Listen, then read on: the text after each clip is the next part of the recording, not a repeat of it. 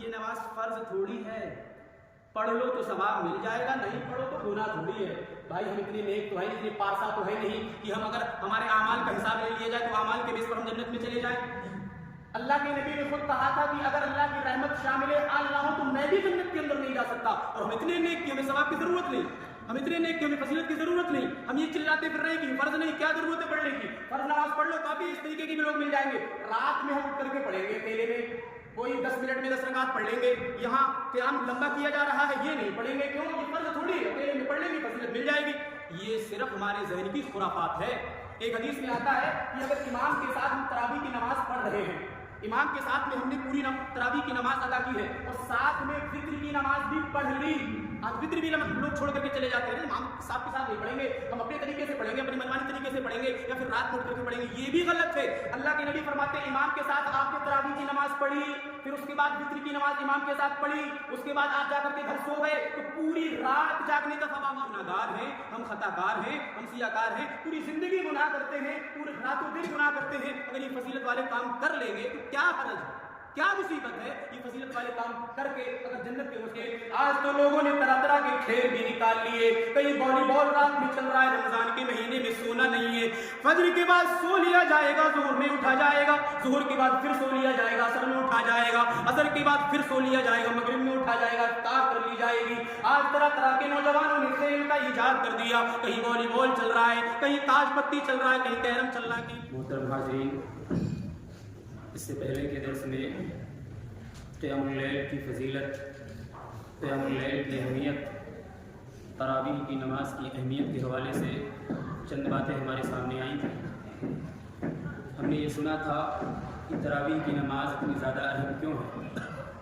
تراویح کی نماز اتنی زیادہ اہم اس اعتبار سے ہے کہ اس نماز کا حکم ہمارے اور آپ کے چہیتے آخری رسول احمد مصطفیٰ محمد مصطفیٰ جناب محمد رسول اللہ صلی اللہ علیہ وسلم کو بھی ملا تھا۔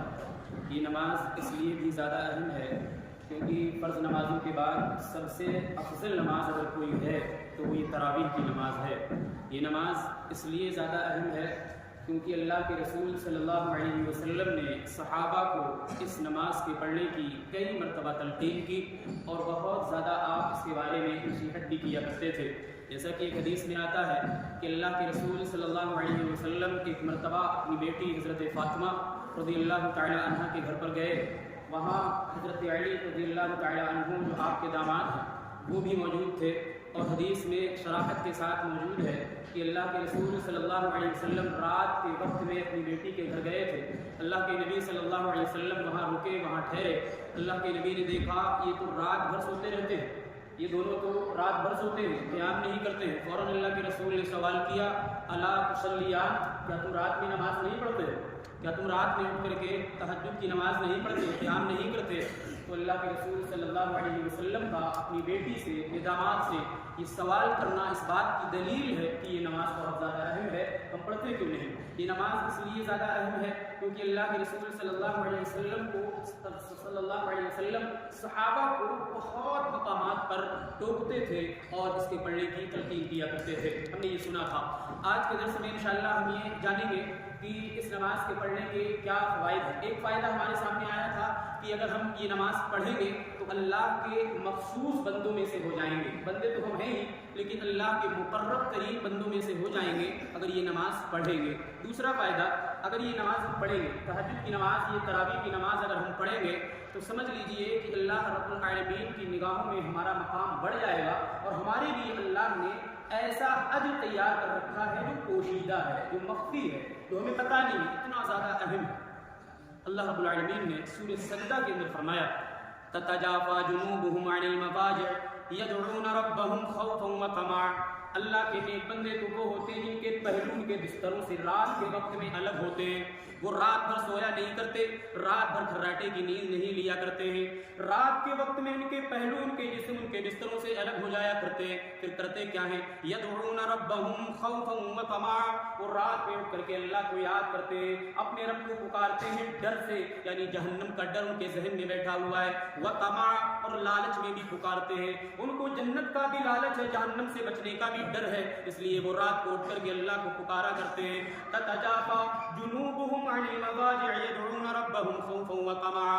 اللہ رب العالمین اپنے نیک بندوں کی صفات بیان کر رہا ہے کہ وہ رات میں اٹھ کر کے تہجد پڑھا کرتے ہیں، تراویح کی نماز پڑھا کرتے ہیں. وَيَنْفِقُونَ، اور اللہ رب العالمین نے انہیں جو مال دیا ہے، جو پیسہ دیا اس میں سے وہ خرچ بھی کرتے ہیں. اس کے بعد اللہ نے اجر کے طور پر بیان فرمایا کہ تمہیں کیا اجر ملنے والا ہے، کیا ثواب ملنے والا ہے. فَلَا تَعْلَمُ نَفْسٌ مَّا أُخْفِيَ لَهُم مِّن قُرَّةِ أَعْيُنٍ. تم میں سے کوئی بھی نفس یہ نہیں جانتا ہے کہ اللہ نے کل قیامت کے دن تمہاری آنکھوں کی ٹھنڈک کے لیے کیا کچھ چھپا کر کے رکھا ہے. یہ آنکھوں کی ٹھنڈک کے لیے کیا چھپایا ہے اللہ نے یہ نہیں بتایا. کیوں مل رہا ہے یہ بھی اللہ فرما رہا ہے. جزاء بما كانوا يكسبون. تم دنیا میں جو محنت کیا کرتے تھے، دنیا میں جو نیک اعمال کیا کرتے تھے، دنیا میں جو جنت حاصل کرنے کے لیے ایکٹیویٹیز کیا کرتے تھے، اس لیے تمہیں یہ نوازا جا رہا ہے. تو یہاں پتہ چلا کہ جو اللہ کے نیک بندے ہوتے ہیں وہ رات بھر نہیں سوتے. یہ عام دنوں کا معاملہ ہے، رمضان کا معاملہ اس سے ہٹ کر کے ہے. عام دنوں میں بھی اللہ کے نیک بندے پوری رات نہیں سوتے، نیند بھر کر کے نہیں سوتے، بلکہ اٹھتے ہیں اور اللہ کو یاد کرتے ہیں ڈرتے ہوئے اور لالچ میں.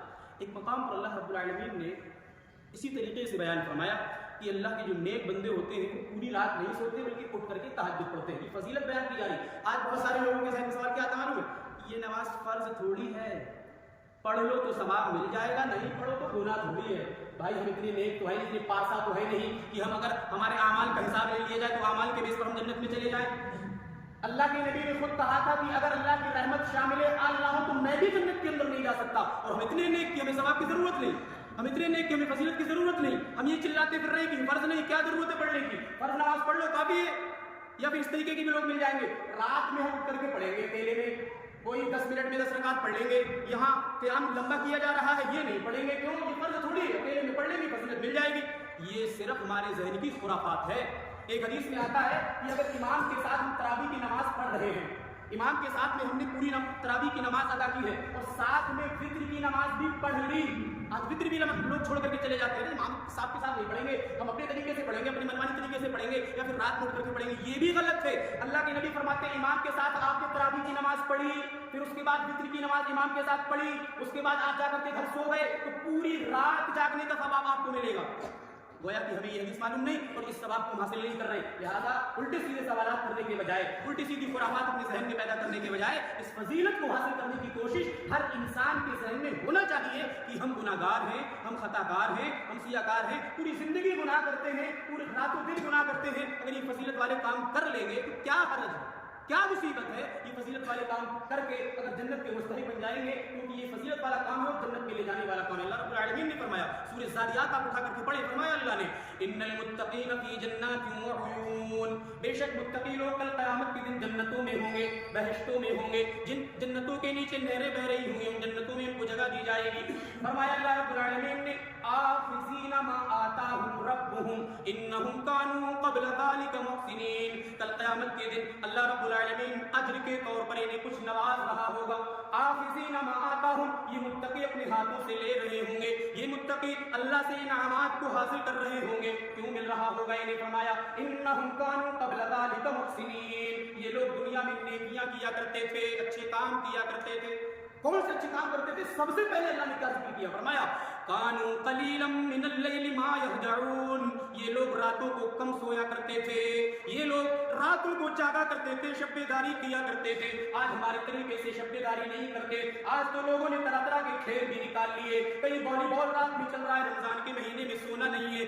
فجر کے بعد سو لیا جائے گا، ظہر میں اٹھا جائے گا، ظہر کے بعد پھر سو لیا جائے گا، عصر میں اٹھا جائے گا، عصر کے بعد پھر سو لیا جائے گا، مغرب میں اٹھا جائے گا، افطار کر لی جائے گی. آج طرح طرح کے نوجوانوں نے کھیل کا ایجاد کر دیا. کہیں والی بال چل رہا ہے، کہیں تاش پتی چل رہا ہے، کہیں کیرم چل رہا ہے، کہیں لیڈو چل رہا ہے.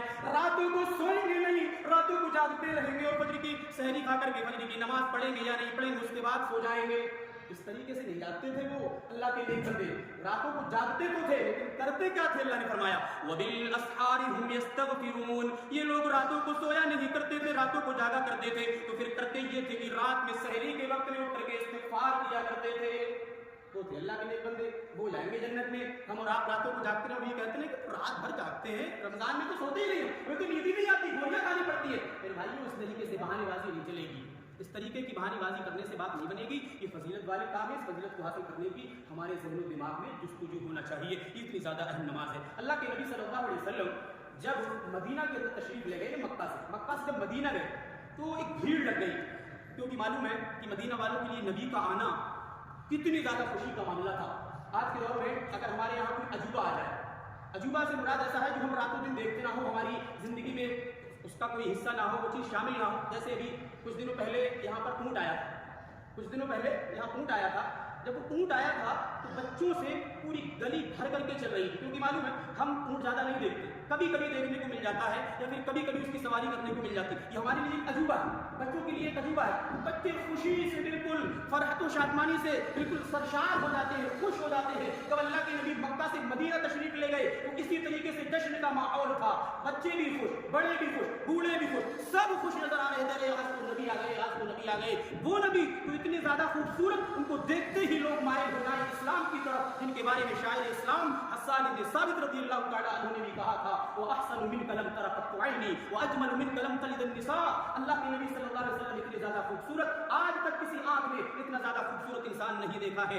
आज तक इतना ज्यादा हसीन व जमील इंसान, इतना हसीन व जमील बच्चा किसी माँ ने पैदा नहीं किया है। और जब वही इंसान मदीना के अंदर जाए और खुशी का माहौल पैदा ना हो, ये मुमकिन ही नहीं है। अल्लाह के नबी जब मक्का से मदीना तशरीफ ले गए तो खुशी का माहौल, जश्न का माहौल, वहां जब सारे लोग इकट्ठा हुए तो अल्लाह के नबी ने एक हदीस सुनाई। हजरत अब्दुल्लाह बिन सलाम कहते हैं, मैंने अल्लाह के नबी से मदीना के अंदर सबसे पहले जो हदीस सुनी थी वो ये थी। अल्लाह के नबी ने सबको मुखातब किया और फरमाया, या अय्युहन्नास अफ्शुस सलाम व अतइमुत ताआम वसिलुल अरहाम वसल्लू बिल्लैल वन्नास नियाम तदखुलुल जन्नत बिसलाम। ऐ लोगों, आज मैं मक्का से मदीना के अंदर तशरीफ लाया हूँ, सारे के सारे लोगों को मुखातब करके मैं तुम्हें 4 पैगाम देना चाहता हूँ। इन 4 पैगाम को तुम अपना लोगे, तुम्हारे अंदर भाईचारा कायम हो जाएगा। वो मक्का के लोग हिजरत करके मदीना आए थे, उनमें भाईचारा अल्लाह के नबी ने नाम ले करके कराया।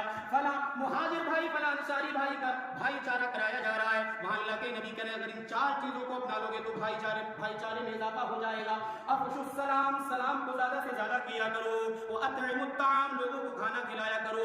वसिलुल अरहाम, रिश्तेदारी को जोड़ा करो, तोड़ा ना करो। वसल्लू बिल्लैल वन्नास नियाम, जब सारे के सारे लोग सो रहे हो, पूरी दुनिया के अंदर शांति हो, पूरी दुनिया के अंदर खामोशी हो, पूरी दुनिया के अंदर सन्नाटा हो, तो ऐसी घड़ी नोट करके अल्लाह को याद कर लिया करो, नमाज पढ़ लिया करो, तहज्जुद पढ़ लिया करो। अल्लाह के नबी फरमा रहे तदखुलुल जन्नत बिसलाम, सलामती के साथ जन्नत में चले जाओगे। अब जन्नत में जाने की हमें हाजत है या नहीं, जरूरत है या नहीं, तलब है या नहीं, ये हमें फैसला करना है। रब्बुल आलमीन हमें इस नमाज की अहमियत को समझने की तौफीक